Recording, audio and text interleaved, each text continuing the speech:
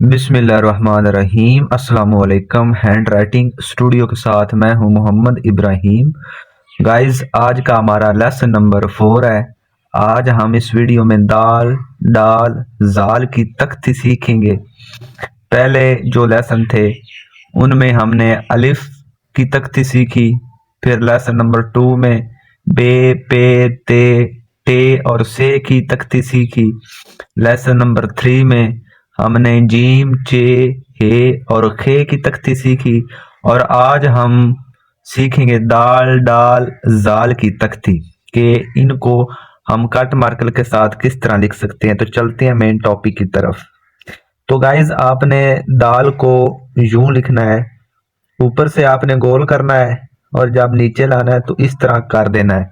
ठीक है, जिस तरह रे की शेप होती है इस तरह करके आपने नीचे जब मार्कर को लाना है तो रे शक्ल आपने बनानी है। ऊपर आपका जो गोल, जिस तरह गोल चक्कर काटते हैं या कोई चीज गोल बनाते हैं उस तरह से आपने इसको गोल करना है ऊपर से। ठीक है, इस तरह करके आप गोल करेंगे और जब नीचे की तरफ लाएंगे तो यूं कर देंगे।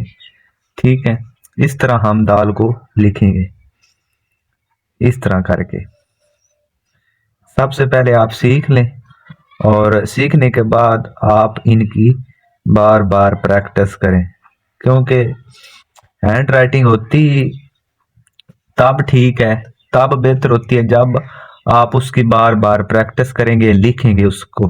ठीक है, तो आप इस तरह करके इनकी प्रैक्टिस करते जाएं। साथ साथ आप एक मार्कर ले लें और एक आप रजिस्टर रख लें। ठीक है, जिस तरह मैं ये लिख रहा हूं इस तरह करके आप भी साथ साथ प्रैक्टिस करते जाएं।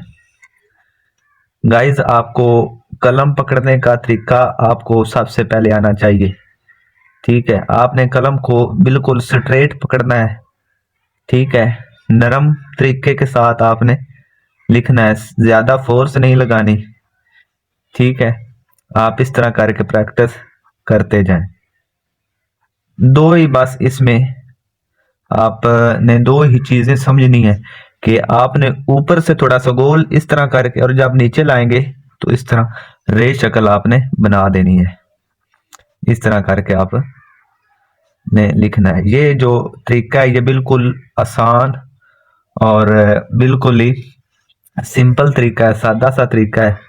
ठीक है, इस तरह से आपकी जो हैंड राइटिंग है वो भी बेहतर होती जाएगी।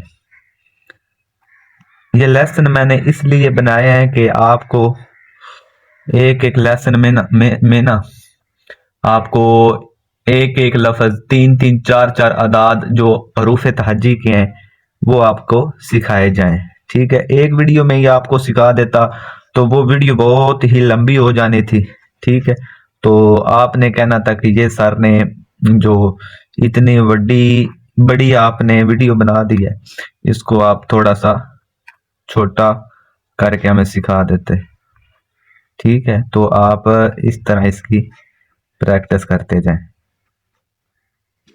जितनी प्रैक्टिस आप ज्यादा करेंगे आपको उतना बेनिफिट होगा। ठीक है, इस तरह करके। और ऊपर से आप अगर दाल के बाद जाल लिखना चाहें तो ऊपर यूं करके आप एक डॉट नुक्ता लगा दें तो ये जाल बन जाएगा। ये देखें, जाल इस तरह करके। अगर आप डाल बनाना चाहें तो आप ऊपर ये इस तरह कर दें।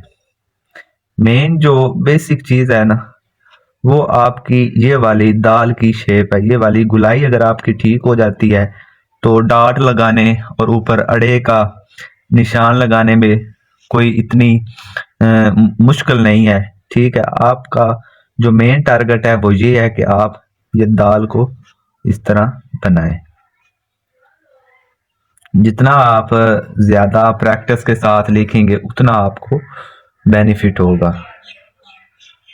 तो गाइज, मैं उम्मीद करता हूँ कि ये वीडियो आपको बहुत अच्छी लगी होगी और आपको बहुत ही इससे वीडियो से मालूमात हासिल हुई होंगी। तो नेक्स्ट वीडियो में हम हाजिर होते हैं। तब तक के लिए गाइज हमें इजाज़त दें। अस्सलाम।